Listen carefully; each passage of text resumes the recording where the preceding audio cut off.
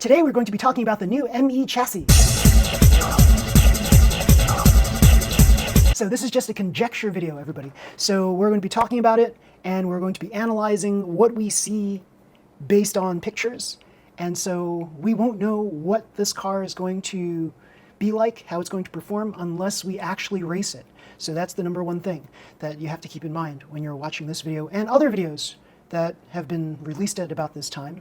So really nobody knows about the ME chassis until they've actually played with it. So let's talk about this and let's get right into what we know at this moment. Okay, the first picture that we see is an overall look of the chassis itself, the ME chassis, the new ME chassis. And if you take a look at the rollers of the chassis, they are typical MA rollers. So on an MA chassis, right here, you see we've got these kinds of rollers here, and that's the kinds of rollers that you'll receive in the ME chassis. Now, what makes the ME chassis so special? It is the new detachable front and rear roller mounts. So, as you see here, the MA chassis is a single piece chassis right here. So, single piece. So the advantages, structural integrity. Yes, that means this thing is highly stable and solid because it's one solid piece all across from top to bottom. Now, if you have something like the ME chassis or the VZ chassis, which is kind of what it's based on, because if you take a look at the front and rear roller mounts, they look suspiciously like or similar to the VZ chassis. So the ME chassis is kind of like a combination of ME chassis meets VZ chassis. If ME chassis and VZ chassis were to have a baby, that's what it would produce, the ME chassis. And so you have what appears to be, yes, ME chassis with the roller mounts and the double shaft mid-engine motor, like an MA or an MS chassis, and you have the flexibility of the removable front and rear roller mounts of the VZ chassis. As you see in the front part of the car, the front roller mount, it looks very, very much like the VZ chassis. Now I'm going to show you right here on my Kumamon Glitter. If you see the front part here, yes, that looks very, very similar, if not identical, to the ME chassis, the new ME chassis. So yeah, it's not entirely the same, right? The top part here is a little different, but it looks suspiciously similar. And if they are going to build this thing correctly, if they're going to produce these things the right way, they're going to have the thickness of the MA chassis with the flexibility of the removable front plate. Now it looks like from the picture that is what's happening there. It looks like that this is a thicker roller mount. As you see here, this is a pretty thick roller mount in the front versus what we see here on the VZ chassis, which is very flimsy and prone to breaking. So yeah, I don't know how many of you have raced VZ chassis competitively, but one of the main things with the advantages of the VZ chassis is its flexibility. One of the disadvantages is its integrity. So these things can break pretty easily, and yeah, it's just not good when you have your front roller mounts. When you take a look at the rollers from the front, and they're not horizontal. They end up curving in a little bit, and the same thing happens with an FMA chassis as well. So those of you who've raced a lot of FMA cars know that these front roller mounts are very flimsy. And yeah, these are prone to breakage. And so sadly here on the FMA chassis, the front roller mounts are not removable. However, on VZ they are, and on the new ME chassis, they are. And that's pretty cool.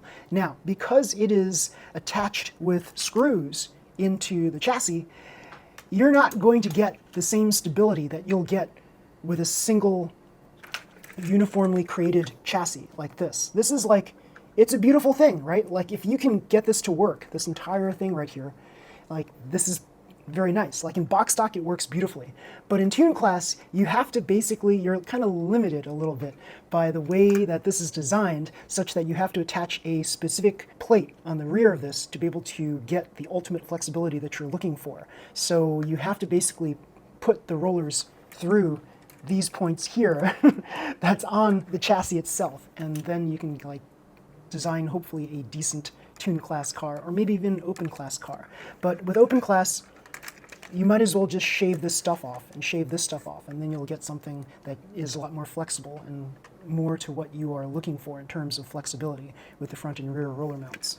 Now, let's take a look at the next slide. So the next slide has the bottom part of the ME chassis, and you'll see in the front and the rear, yes, you can detach and attach either one. It's got the side roller mounts too. They are a little bit closer to the body than the MA chassis. So is it going to be more stable having these side plates closer to the body? Time will tell, and it also depends on the track. So off of inclines, it might not be as stable. I think having a wider base is actually more stable off of inclines. But who knows, right? Maybe there will be a certain type of plate that will be designed where it will take advantage of this new design layout for the side mounting. So yeah, and before we move on to the next slide, I'm going to say that one of the things that I would do here is experiment to see if I can actually attach the back roller mount to the front and the front to the back and see how that changes things. I'm not sure you can do that on this, but part of me believes that you can, because you kind of can on the VZ chassis. You just have to make a slight modification, and you really shouldn't make this modification, but you can get the rear roller mount to be in the front if you really wanted to. And I'm kind of believing that the same thing is happening here, that you can actually put the rear roller mount in the front. But we'll see. We'll see what happens when we actually get our hands on a real ME chassis. Moving on to the next slide, we see the canopy itself and how it's got detachable parts. Now, those of you who know about the Kumamon Ella glitter and the regular Ella glitter, you will see that the canopy can be a fully formed canopy like this, where it's got a detachable part here and detachable part here, and you can remove these and you can get a lighter version of the canopy like this. It's very similar to the Ella glitter series of cars. So yeah, that's pretty cool. And it looks like it's a slightly more robust kind of canopy too. These are light canopies. So this one here on the new Ryzon car, that looks like a lot heavier than these right here, but only time will tell. We'll be able to see what they actually weigh when we receive the actual ME model. Very, very cool. Now, Tamiya is not paying me to do any of these videos. I think they like that I'm doing these videos, and that's pretty cool. So I want you to like and subscribe to this channel if you can, because there's going to be a lot more content on Mini 4-wheel drive in the future, in your future. All of you know that I've produced a lot of content so far. So yeah, that's my mini spiel and promo advertisement, and that's it. We're going to stop with the advertisements. On the next slide, we have the detachable parts, and it looks like from here that it may not be possible to reverse the front and rear roller mounts, but we'll see. We'll see if you can flip it upside down, one of them, and get it to work. On the next slide, we see the actual Ryzen model itself, and it looks pretty slick, I must admit. Now, I am not 100% convinced that we're going to be getting two different colors, black and red, for the canopy parts, but maybe we will, right? So that would be cool, that we won't have to repaint these parts, but it's looking almost like there's a sticker on top of the part itself. So if you take a look at the left driver's side edge of the front of the red part there, it looks like it's a sticker. Look at that little seam right there. It's a little white seam, and it looks like it might be a sticker covering perhaps a black part. So it might be that the entire canopy is black, and you apply these stickers onto the canopy to be able to produce these red parts on the canopy. So is that a deal breaker? No, you can always paint these parts yourself, and probably if you painted the parts themselves, they would look a lot better than applying the stickers on there.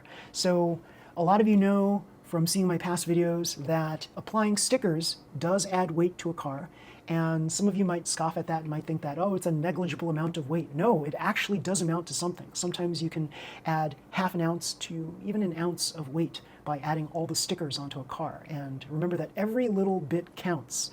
So we are working with 1/32 scale cars, and every little weight advantage counts in building these little cars.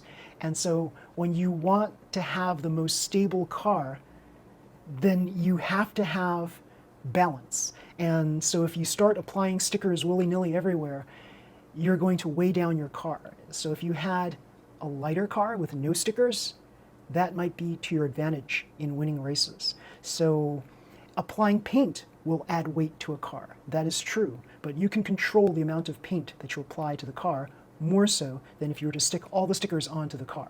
Now, a lot of you may say, well, I want to decorate my car and make it look nice, and that's all well and good, but think about cars as you have a model for display and a racing version of the car. So the model for display is the one that you put on your bookshelf and you're proud of it, and people come into your world and they see this on your bookshelf and they go, oh wow, that's a really cool looking car. Do you race those cars? And I'm like, yes. You can say, yes, I do. But little do they know, you have a racing version of this car, which is completely different than the bookshelf version of the car. So keep that in mind, and also just make sure that you purchase multiple copies of the same kit.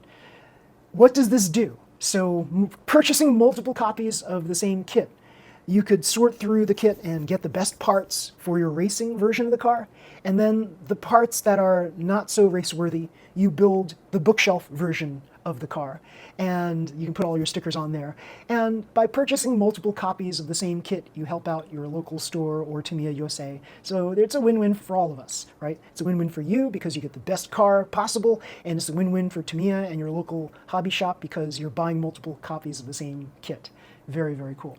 So, stability concerns with the ME chassis, like I said, we have this attachable front and rear roller mounts, and that might not make the car as stable as a standard ME chassis.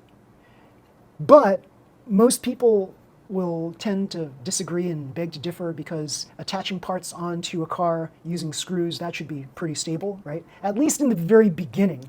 As you race the car over time, things loosen up, and you have to basically make sure that you tighten the screws to make sure that everything is all well and good and race-worthy.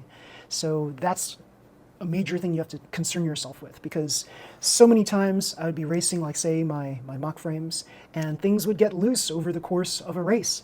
And it wouldn't be until I would lose a race and then find out that, hey, not everything was tightened down properly. And I was like, darn! That's the shameful part of it. Sometimes a win could be determined by just a fraction of an inch.